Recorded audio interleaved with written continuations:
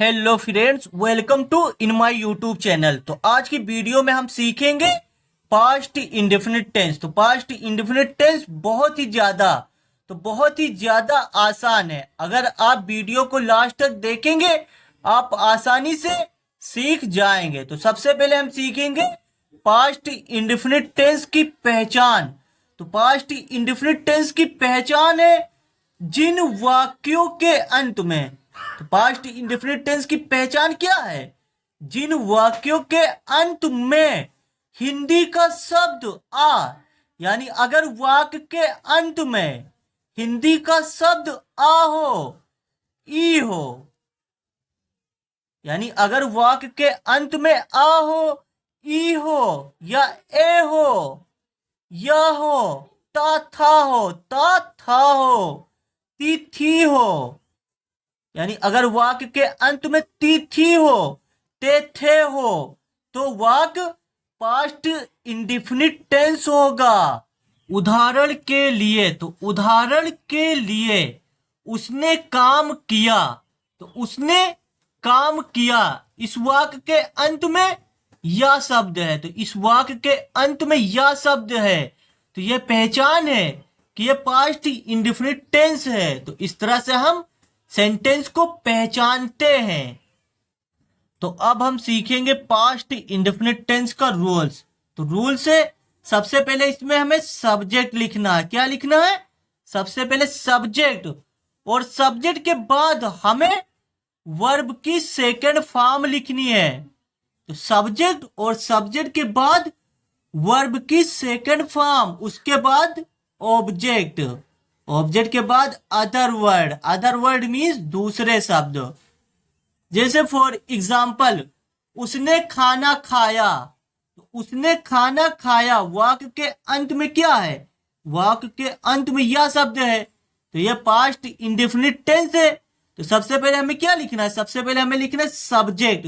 Subject इसमें क्या है? सब्जेक्ट है उसने। तो सबसे पहले हमने क्या लिखा यहाँ पर? ही। तो सबसे पहले हमने सब्जेक्ट लिखा। अब सब्जेक्ट के बाद क्या लिखेंगे? वर्ब की सेकंड फॉर्म। तो इसमें वर्ब क्या है? ये खाया, यानी खाना खाया, ये खाया वर्ब है। तो ये वर्ब है, तो हम लिखेंगे वर्ब की सेकंड फॉर्म। तो ईट मीन्स खाना होता है, हम लिखेंगे second form ate, A T E, ate, ate. अब एट के बाद यानी वर्ब की सेकंड फॉर्म के बाद हमें क्या लिखना है? ऑब्जेक्ट। तो आप रूल्स भी देख सकते हैं। तो सब्जेक्ट, उसके बाद वर्ब की सेकंड फॉर्म, उसके बाद ऑब्जेक्ट। तो ऑब्जेक्ट है इसमें खाना, तो हम लास्ट में लिख देंगे फूड, FOOD, फूड। उसने खाना खाया, ही एट फूड। तो इस तरह से हम ट्रांसलेट करते हैं। फॉर एग्जाम्पल, रानी ने खाना बनाया। तो रानी ने खाना बनाया, तो वाक्य क्या है? रानी ने खाना बनाया, यानी वाक्य के अंत में यह शब्द है। तो यह पहचान है कि यह पास्ट इंडेफिनिट टेंस है। तो सबसे पहले हमें क्या लिखना है? सबसे पहले सब्जेक्ट लिखना है। सब्जेक्ट क्या है इसमें? सब्जेक्ट है रानी, तो यह रानी जो है सब्जेक्ट है। सबसे पहले हम लिखेंगे सब्जेक्ट। तो सबसे पहले हम लिखेंगे रानी, तो यहां पे लिखेंगे RANI, ये रानी हो गया। अब रानी के बाद हमें लिखना वर्ब की सेकंड फॉर्म। तो इसमें वर्ब क्या है? बनाया, यानी खाना बनाया वर्ब है। तो मेक मीन्स बनाना होता है, यानी खाना बनाना, मेक का प्रयोग होता है। तब हम लिखेंगे मेड, यहां पर सेकंड फॉर्म लिखेंगे made, MADE, made. Made means बनाया। अब क्या बनाया? खाना, तो ये ऑब्जेक्ट है खाना। तो इसमें भी खाना ही ऑब्जेक्ट है, हम लिख देंगे फूड, FOOD, फूड। तो रानी ने खाना बनाया, तो रानी मेड फूड। तो इस तरह से हम ट्रांसलेट करते हैं। फॉर एग्जाम्पल, वह किताब पढ़ता था। तो वह किताब पढ़ता था, इसमें वाक्य के अंत में क्या है? ता था। वाक्य के अंत में ता था शब्द है। तो यह पहचान है कि यह पास्ट इंडेफिनिट टेंस है। तो सबसे पहले हमें क्या लिखना है, सबसे पहले हमें सब्जेक्ट लिखना है। तो सब्जेक्ट इसमें क्या है, सब्जेक्ट है वह। तो सबसे पहले हमें वह की इंग्लिश लिखनी है, यानी सब्जेक्ट लिखना है।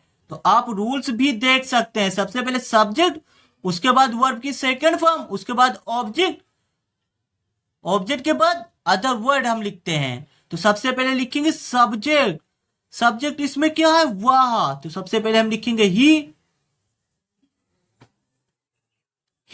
अब ही के बाद हमें क्या लिखना है, वर्ब की सेकंड फॉर्म। तो इसमें वर्ब है पढ़ना, यानी पढ़ता था। तो पढ़ना वर्ब है, हम लिख देंगे रेड, READ, रीड। इसे हम रीड नहीं पढ़ेंगे, इसे हम पढ़ेंगे रेड। तो स्पेलिंग दोनों सेम रहेगी, लेकिन इसे हम कहेंगे रेड। तो वह किताब पढ़ता था, तो ही रेड। अब उसके बाद हम लिख देंगे ऑब्जेक्ट, ऑब्जेक्ट क्या है, किताब, हम लिख देंगे बुक, BOOK, बुक। तो वह किताब पढ़ता था, तो ही रेड बुक। तो इसे हम पढ़ेंगे रेड, वह किताब पढ़ता था, ही रेड बुक। तो हमें इसी तरह ट्रांसलेशन करना है। तो I hope past indefinite tense आसानी से सीख चुके होंगे।